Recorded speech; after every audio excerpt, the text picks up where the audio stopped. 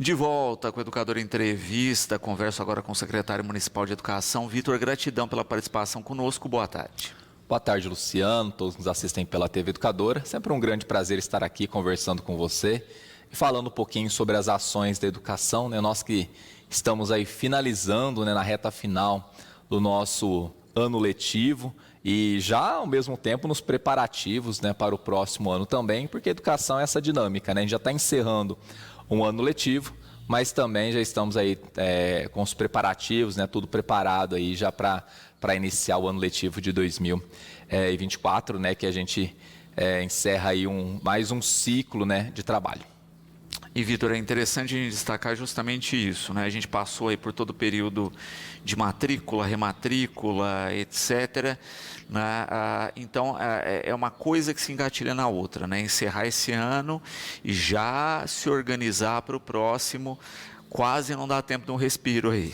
Pois é. Acho que é importante a gente falar com as famílias, né, com a população sobre esses prazos, né, que nós temos na educação. Vou começar pelos menores, né, com as creches.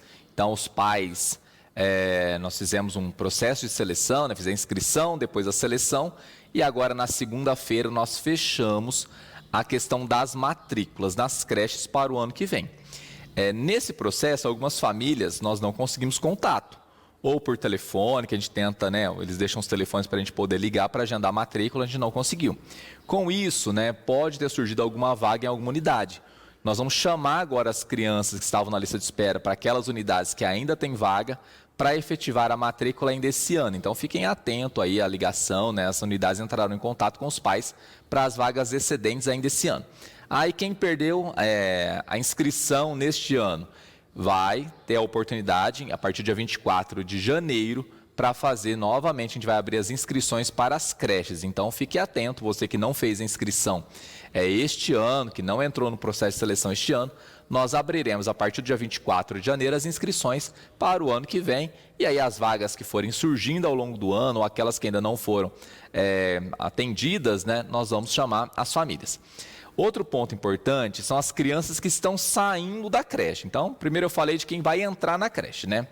Quem está saindo da creche, quem concluiu o Maternal 2, ou nas creches municipais, ou na creche Menino Jesus, ou na creche Cantinho do Futuro, precisa agora procurar a escola para fazer a matrícula na pré-escola. Nós já informamos as creches desde novembro, né, mas muitos pais ainda não procuraram as unidades e nós estamos estendendo o prazo por mais essa semana. O prazo era até segunda-feira, mas nós vimos que muitas famílias ainda não compareceram para efetivar a matrícula. Então, nós estamos dando a oportunidade até sexta-feira para poder fazer a matrícula. Por que é importante fazer a matrícula? Justamente para o nosso planejamento. Nós vamos abrir salas se nós tivermos matrículas. Se nós não temos alunos matriculados, não faz sentido nós abrirmos salas, né, atribuir uma sala para um professor e depois não ter alunos. Então, o que acontece? A família não efetiva a matrícula, depois corre o risco de você ter que ser direcionado para outra unidade escolar. Então, isso pode acontecer caso não seja efetivada a matrícula. Não estou dizendo que alguém vai ficar sem vaga, é nossa obrigação atender todas as crianças. Porém, nesse processo nós fizemos o quê? Nós pegamos a criança e indicamos para a unidade escolar mais próxima. Então, se o pai vai lá e efetiva a matrícula, ele vai estar próximo, né, à sua casa, à sua unidade mais próxima à sua residência. Caso isso não aconteça, nós vamos direcionar depois para onde nós tivermos vagas para a pré-escola. Então, é fundamental, né, reforço esse pedido para que os pais não deixem para depois, procure essa semana ainda para efetivar a sua matrícula na pré-escola. Outro ponto também, que eu já aproveito para ressaltar, são então os alunos que agora estão nos quintos anos e vão para uma outra escola no próximo ano. Geralmente estão na rede municipal e agora irão para uma rede estadual ou para a própria escola Esther Viana no ano seguinte. Essa lista vai ser divulgada no dia 11 de dezembro. Por que nós não podemos divulgar isso antes? Porque é uma determinação da rede estadual, né? Há uma resolução estadual que direciona isso. Então, a partir do dia 11 de dezembro, nós vamos fixar em todas as unidades a lista para onde cada aluno foi. Lembrando que esse processo é um processo automático. Ele acontece por geolocalização. A família cadastra o endereço no sistema, né? A escola cadastra o endereço do aluno a partir do que o comprovante que o pai entrega. E aí o sistema roda e joga o aluno, né? Lança o aluno para a escola mais próxima. Nesse processo, pode haver mudanças, né? Pode acontecer de uma família não ficar satisfeita com a escola que foi encaminhada. Isso é comum, é de praxe todo ano. E aí depois aos períodos das correções. Então, neste momento, é importante ficar atento, né, ligado aí nas escolas, para que a gente vai, né, fazer as matrículas, ou para aqueles que estão no quinto, que vai para o sexto ano, no dia 11 de fevereiro, fica atento para a gente poder divulgar, então, para onde cada criança vai estudar no ano seguinte.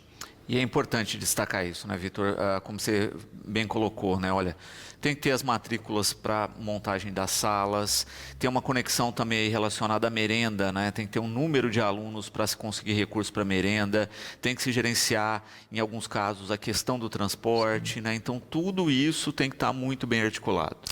Nós trabalhamos, Luciano, de acordo com a nossa demanda, né? Então, isso é importante os pais saberem. Como que é o planejamento para o ano seguinte? O planejamento vai depender do número de alunos matriculados, do número de salas que nós vamos abrir, né? Então, é fundamental que as famílias já procurem as escolas, efetuem as suas matrículas, para a gente saber quantos alunos vão estudar em cada escola, para a gente poder organizar a questão do transporte, da merenda, como você bem colocou. Mas, nesse momento, de forma mais imediata, é justamente para a gente poder atribuir as salas aos professores, né? A atribuição de aulas na rede municipal, ela acontece na última semana, né? Dia 18, dia 19 e dia 20. Então, até lá eu preciso saber quais salas nós vamos abrir, né? Em quais períodos nós vamos abrir, para que eu possa depois atribuir a sala ao professor.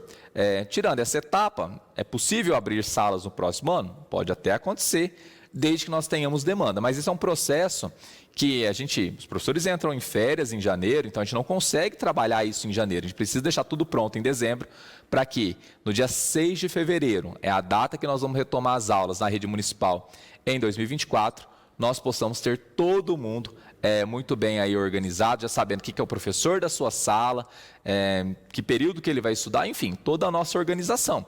Nós estamos ainda, vamos fazer um processo seletivo agora de 17 de dezembro também, a gente tem professores que finalizam o contrato, temos que chamar outros, então a nossa ideia é sempre deixar tudo muito da melhor forma organizada, para a gente poder iniciar um ano letivo, que é sempre um período muito tumultuado, da forma mais tranquila possível.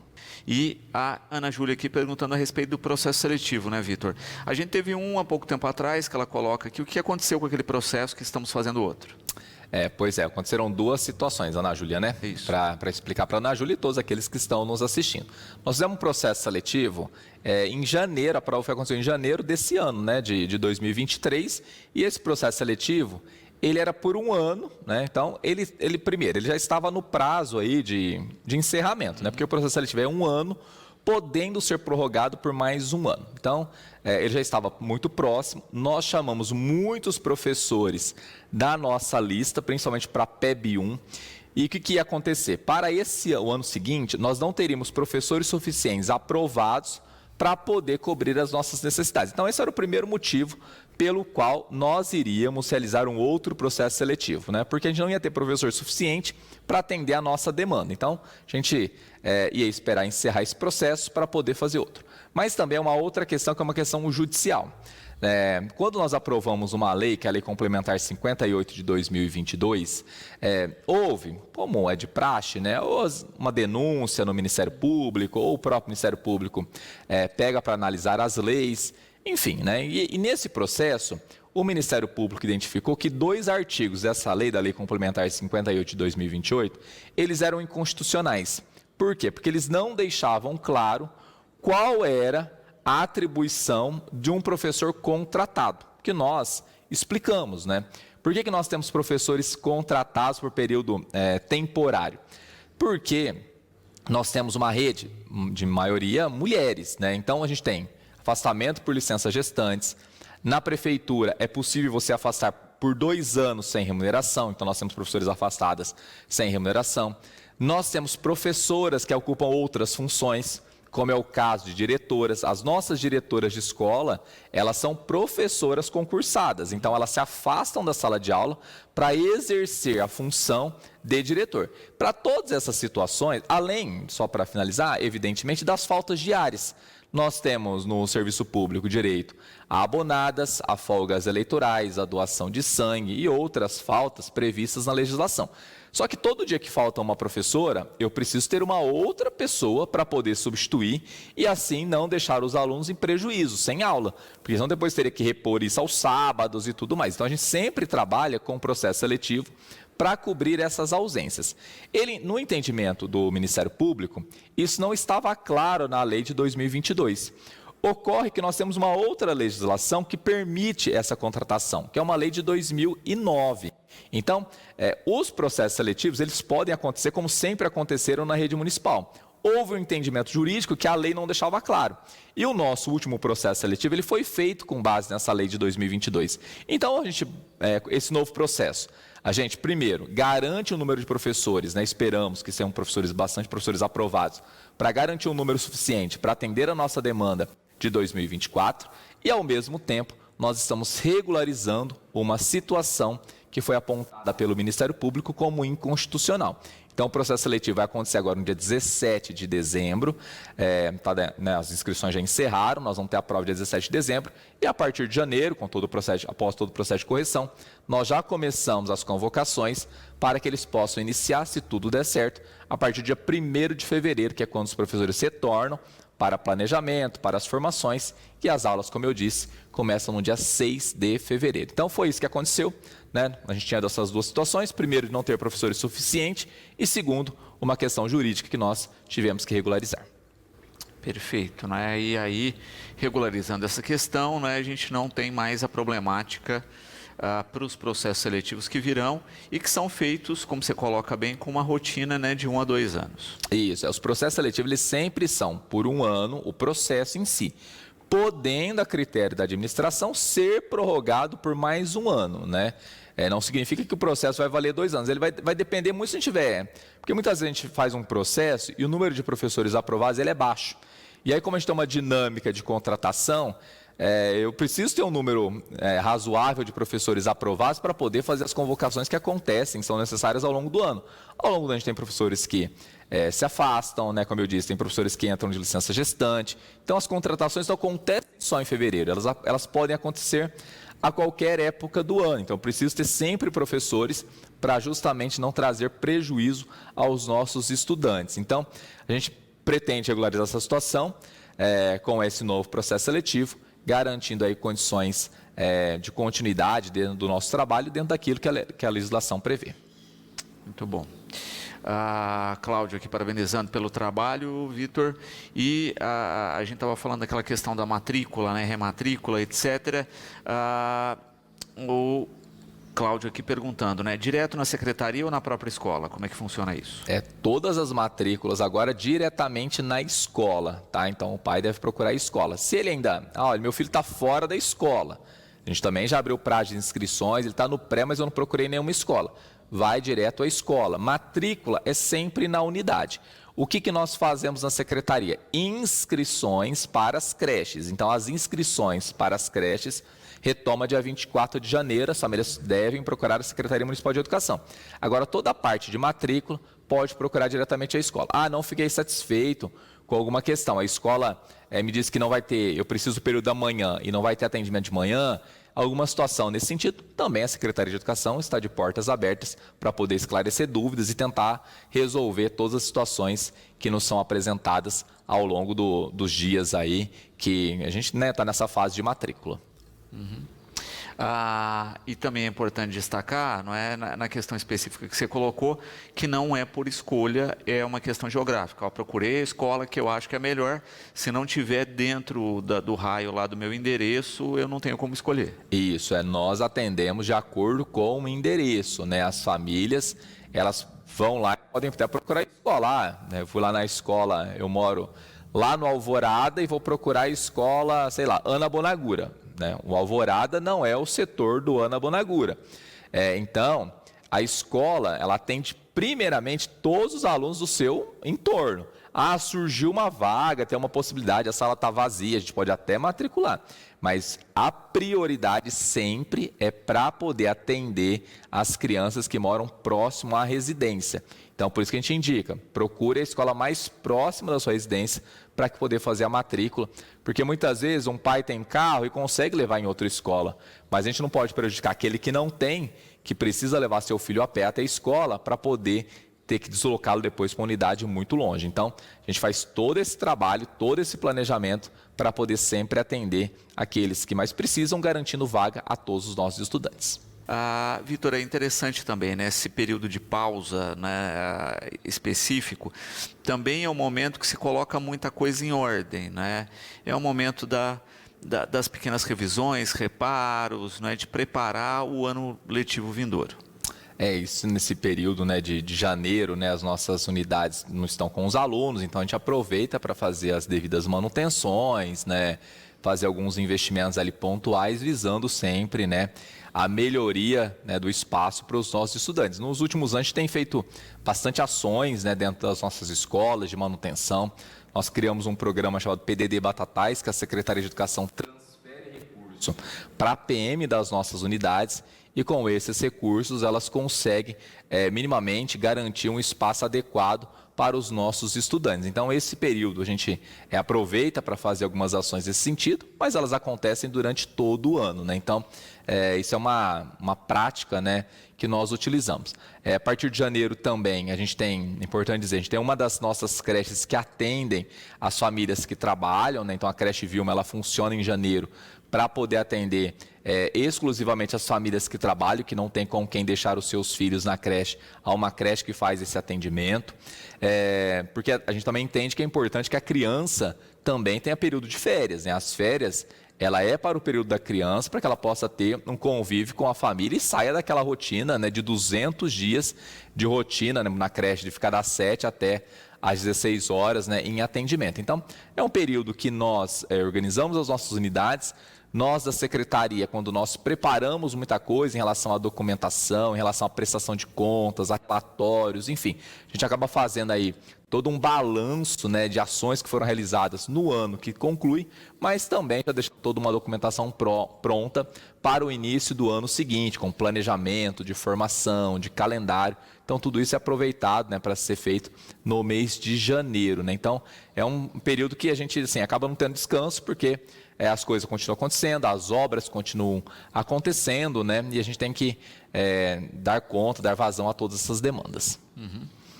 E é importante, né, esse período, justamente porque, como você coloca, né, se faz toda a manutenção de rotina, etc., mas algumas coisas, às vezes, com os alunos é complicado de fazer, exige um pouquinho mais de tempo. Então, esse período dá um fôlego para isso. É importante a gente ter as pausas, né, que estão dando a legislação, tanto de férias para os nossos servidores, né, como também para os estudantes, né, porque a gente sabe que a rotina escolar também, os alunos também acabam cansando, né? Importante lembrar, Luciano, que acho que eu não falei aqui ainda, as aulas na rede municipal vão até o dia 13 de dezembro para as escolas e até o dia 15 de dezembro para as creches. Então, não é a última semana, nós estamos ainda em atividades. Hoje, por exemplo, os nossos alunos de segundo e quintos anos estão fazendo uma prova muito importante, que é a prova do Saresp, né? Aconteceu agora de manhã, agora no período da tarde também acontece novamente. Então, foi uma maratona de provas que nós tivemos nesses últimos dias para os nossos alunos, mas as aulas continuam, né? Essa semana normalmente, depois até o dia 13 nós teremos. E aí para as escolas, no dia 15, nós vamos ter reunião de pais. A gente faz dia 13 atendimento ao aluno, dia 14 ao conselho, quando os professores e a direção se reúnem para decidir sobre a aprovação de alunos, sobre retenção, para fazer uma avaliação, né, do ano letivo dos alunos. E no dia 15 nós teremos reunião de pais. Eu quero chamar a atenção, né, das famílias para essa reunião de pais do dia 15, as escolas vão informar os horários certinho, é que nesse dia nós vamos passar para os pais a questão do tênis que nós vamos entregar para o próximo ano. Esse ano nós entregamos uniforme escolar para os nossos alunos e para o próximo ano nós vamos entregar os tênis. E aí nessa reunião de pais é importante porque os pais vão assinar uma declaração com o número do tênis do seu filho, para que a gente possa depois não ter problema. Olha, meu ficou muito apertado, meu ficou muito grande, então tem um documento específico que nós vamos aproveitar para entregar nessa reunião de pais, para que eles possam preencher, que eles possam assinar, e a gente, assim, logo que já iniciar o exercício de 2024, a gente poder fazer o pedido para que logo no começo do ano, sei lá, em fevereiro, fevereiro, no máximo março, a gente possa entregar os tênis aos nossos estudantes. Então, fiquem atentos aos comunicados das escolas para não perder essa reunião de pais, que é uma reunião, além de fazer toda uma avaliação do ano letivo, né? Os professores vão estar com os pais fazendo um relato dos anos letivos, do progresso dos nossos alunos. Também tem essa questão de decidir aí o número, né? De falar, né? O número do tênis dos filhos para o próximo ano letivo. Muito bom. Também aqui, né? Ana Júlia parabenizando pelo trabalho, Vitor pelas ações e colocando especificamente isso, né? A gente está falando do período aí de recesso. Alguma unidade, creche ou etc. tem um período diferente de funcionamento? As nossas unidades escolares, elas vão entrar de recesso, nós vamos fechar as unidades, porque nós não temos funcionários para ficar lá. A gente aproveita para dar férias meio que coletivas, né, para os nossos servidores. As escolas, elas voltam ao atendimento ao público no dia 16 de janeiro. A creche Vilma, fica ali na Avenida dos Pupins, essa sim vai atender a partir de 8 de janeiro apenas as famílias que trabalham. Então, quem está matriculado em creche municipal, as nossas diretoras vão entrar em contato com as famílias, fazer essa avaliação. Aqueles que de fato precisarem vão poder ser atendidos em janeiro. Por que a gente coloca isso? Porque a maior parte dos nossos servidores estão de férias. Nós temos um número reduzido de servidores que vão poder atender as crianças. Então, a gente precisa estar atento a isso, né, para não ter muita criança e não ter quem cuidar. Então, é apenas esse critério de mães que trabalham e que de fato não tem com quem deixar, porque de fato também a gente entende que o período de férias é para a criança também, para que a criança possa ter o convívio com a família. Nós precisamos sempre lembrar que a educação é um direito subjetivo, mas ela é dever dos pais em primeiro lugar, do Estado e da comunidade, né? Todo mundo tem que atuar para proteger as crianças, e a gente sabe que o período de férias é um período também que as crianças têm para poder dar um respiro aí, para poder fazer outras ações que não apenas as ações que são determinadas na creche. Exato. A Carla também parabenizando pelo trabalho, Vitor, em especial das parcerias e das atividades realizadas no contraturno. Esse ano foi um ano repleto de atividades, né, no contraturno escolar. A gente, felizmente, tem ampliado ano a ano essas atividades. Na própria Secretaria de Educação, pela própria Secretaria de Educação, nós temos aulas de teatro, temos aulas de dança, temos o projeto da ginástica artística lá na Escola Célia Bueniana Bonagura, que é um sucesso. Temos outras atividades esportivas, como futsal. Isso tudo, né, com professores da própria secretaria. Mas, além disso, né, como ela destaca, nós temos as parcerias. Nós temos as parcerias no contraturno escolar para poder coagular projetos que tem o projeto esportivo que acontece lá na Escola Esther Viana. Agora iniciamos um projeto de basquete e vôlei com a Gual, que é patrocinado pela usina Batatais, na Escola Ana Bonagura e no Braga Morato. Então, aulas de basquete e vôlei para os nossos estudantes. Temos o projeto de judô lá na creche do Caique, além das atividades que são financiadas pelo Fundo Municipal da Criança e do Adolescente, que é atividade de teatro, de judô, enfim, são inúmeras atividades que nós oportunizamos aos nossos alunos. Além, claro, de todo o acesso à cultura que nós procuramos dar ao longo do ano. Ao longo desse ano, os alunos tiveram vários espetáculos teatrais que eles puderam acompanhar, tiveram ópera, tiveram musicais. Claro, além da Feira do Livro, né, que é uma semana repleta de atividades, bastante intensa, que os alunos, além de comprar o livro, assistem espetáculos culturais. Isso porque a gente entende, né, que a formação integral do estudante, ela precisa trazer uma perspectiva de ampliação de visão do mundo, né? E a gente sabe que a cultura, as artes em si, elas trazem novas visões, né? Outro ponto importante também, já para aproveitar o ensejo desse questionamento, né, dessa fala da nossa telespectadora, é que os nossos alunos, além de muitas vezes, estão falando que eles estão assistindo, né? Assistem espetáculos, assistem espetáculos de teatro, assistem musicais, mas eles também são os protagonistas em muitas ações. Esse ano nós fizemos pela primeira vez o nosso festival de talentos da rede municipal. Isso aconteceu em maio, então os alunos prepararam ações junto com os professores e subiram ao palco, apresentando teatro, música, dança, enfim, uma série de ações que eles realizam nas nossas escolas. Agora, no final de novembro, nós tivemos o Festival da Educação Infantil. Foram 2 dias com o teatro completamente lotado, né, os pais prestigiando as suas crianças de 4, 5, 6 anos, que também deram um show nas suas ações. Durante a Feira do Livro, nós temos as ações que os alunos apresentam, sempre procura valorizar muito isso, o trabalho dos nossos alunos. E também tivemos a Feira de Tecnologia e Inovação, na qual os nossos alunos apresentaram todos os trabalhos que eles realizaram ao longo do ano nessa disciplina. Então foi um ano muito intenso, né? Quando a gente para fazer um balanço de todas as ações, a gente vê quantas oportunidades nós demos aos nossos alunos e, ao mesmo tempo, como que eles foram protagonistas em várias ações. Além de feiras do conhecimento, são atividades realizadas pelas próprias escolas. Lá no Stervian nós tivemos uma feira excepcional. Na semana passada tivemos a feira na Escola Padre Benito, com a temática ambiental muito forte, além de todos os projetos que foram desenvolvidos na própria unidade. Enfim, é os nossos alunos mostrando a qualidade, né, que eles têm e o protagonismo. Eu gosto muito de valorizar o trabalho dos nossos alunos, porque a gente tem muita confiança, né, a gente gosta muito do potencial que as nossas crianças têm e a gente procura estimulá-los sempre. Elaine, parabenizando por todas as ações, Vitor, em especial aí de parcerizar, não é, junto às ações da cultura e colocando também de outros desafios que a educação passa, né, no próximo ano, que é a questão de custeio, né? Já se falou aí do governo do estado, não é, com uma previsão de cortes no orçamento. Como é que vocês estão analisando isso? Essa é uma preocupação muito grande em relação à questão financeira para os municípios de todo o estado de São Paulo, né? Mas eu vou, antes de falar da questão do estado, o Supremo Tribunal Federal ele fez uma mudança na legislação em relação à distribuição de um recurso, que eu vou dizer que é o segundo recurso mais importante da educação, de recurso extra, que é a cota salário educação. Esse recurso ele é formado pelo IPI, por alguns impostos, né, que as empresas pagam. Como que funciona hoje, até hoje? Os estados com maior arrecadação, proporcionalmente, ficam com mais recursos, né, porque gera mais recursos no estado de São Paulo. O estado de São Paulo acaba ficando com mais recursos da cota salário educação. Mas o Supremo Tribunal Federal fez uma mudança que ele vai distribuir de forma igualitária para todos os estados brasileiros.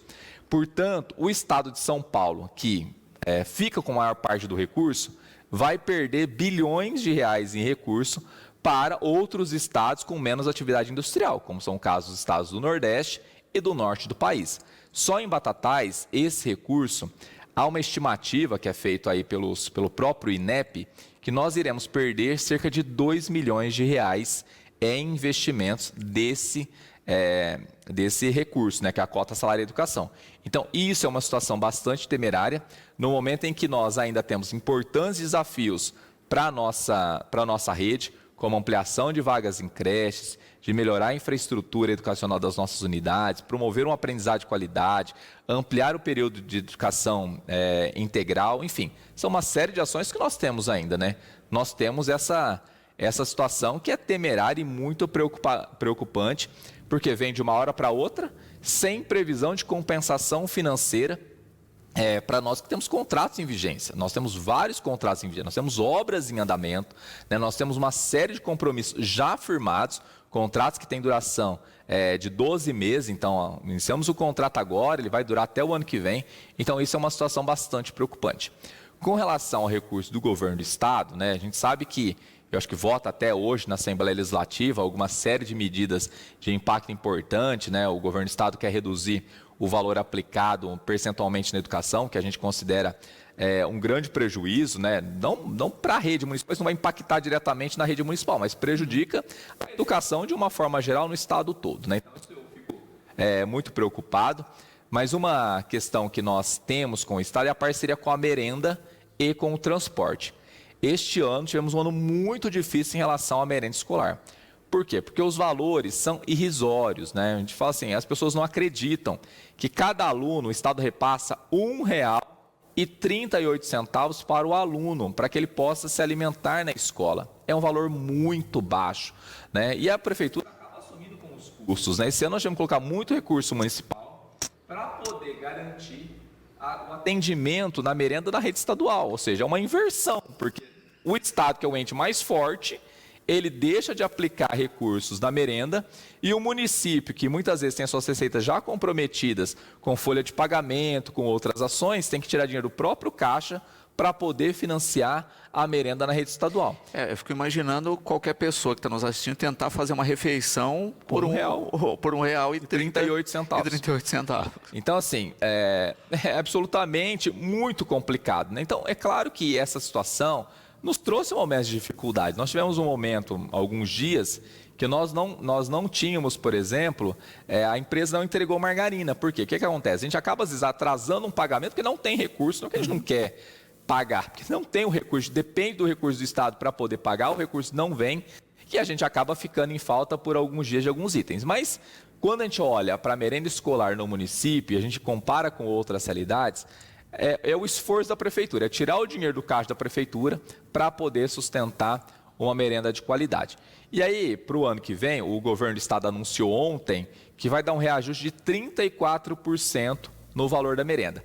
É ainda um valor muito baixo, considerando que nós estamos há anos sem aumento de repasse do governo do Estado, né, de melhorias no repasse do governo do Estado, mas já é um alento, né? Nós vamos ter 34% de reajuste no valor aí do valor aluno, né, ano, que é 1,38, você coloca mais 34%, também não dá muita coisa, mas pelo menos já é uma sinalização. Os municípios reivindicavam 100% de reajuste, né, porque assim, não é todo ano que tem reajuste. As pessoas precisam entender que R$ 1,38 é um valor que vem de 2019. De 2019 para 2024, nós já vamos falar do ano que vem, quantos anos que nós não tínhamos reajuste, né? Então, é uma situação bastante crítica, as coisas só vão apertando, porque a gente não tem recurso, né? Da onde tirar mais recursos para poder garantir a merenda. Então, e mesmo que fosse 100%, né? Pensa em fazer uma refeição com R$ 2,76. É isso, né?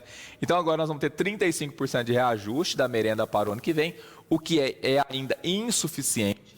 A prefeitura ainda terá que continuar colocando recursos do seu caixa, caso queira garantir uma merenda de qualidade, ou a gente abre mão e serve aquilo que muitas redes servem, que é merenda seca, da bolacha e leite para o aluno ano todo. Nós não queremos isso, porque a gente sabe que uma alimentação de qualidade é fundamental para que a gente possa ter aprendizado. Ninguém aprende com fome. As crianças precisam estar bem alimentadas para a gente poder garantir as condições que eles aprendam. E a gente sabe que num período de dificuldade econômica, como a gente vem dos últimos anos, acarreta a fome, muitas vezes a refeição principal da criança é dentro da escola. Então, para a gente manter a qualidade, a gente briga com o governo do Estado para poder ter reajuste, mas ao mesmo tempo a prefeitura também vai disponibilizando cada vez mais recursos para compensar esse baixo subfinanciamento da educação, no caso da merenda escolar, tanto do governo federal quanto do governo estadual, porque são as duas coisas. Esse ano ainda o governo federal deu um reajuste já no início do ano de 30% na merenda, que também foi importante, que nós ficamos 5 anos sem reajuste, e agora o governo do estado, que não deu reajuste esse ano, ele fará o ano que vem.